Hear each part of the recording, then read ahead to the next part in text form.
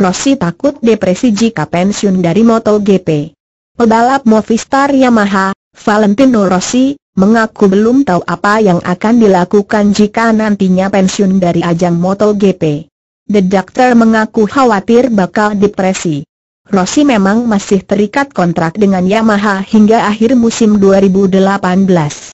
Namun, bukan tak mungkin pebalap asal Italia itu mundur lebih cepat dengan catatan mampu meraih gelar juara dunia ke-10 pada musim ini. Peluang untuk itu cukup terbuka. Saat ini, Rossi berpeluang menjadi juara dunia MotoGP 2017. The Doctor tengah menduduki posisi ketiga klasemen dengan 108 poin, terpaut 7 poin dari Andrea Dovizioso yang berada di puncak. Tentunya hal ini menimbulkan spekulasi apakah Rossi akan tetap memikirkan pensiun dari dunia balap motor atau mengubah rencana jika dia berhasil merebut gelar ke-10 sepanjang karirnya. Pertanyaan itulah yang menggelayuti pikiran penggemar. Namun begitu, Rossi berusaha mengklarifikasi rumor tentang masa depannya yang sempat ramai beberapa pekan terakhir.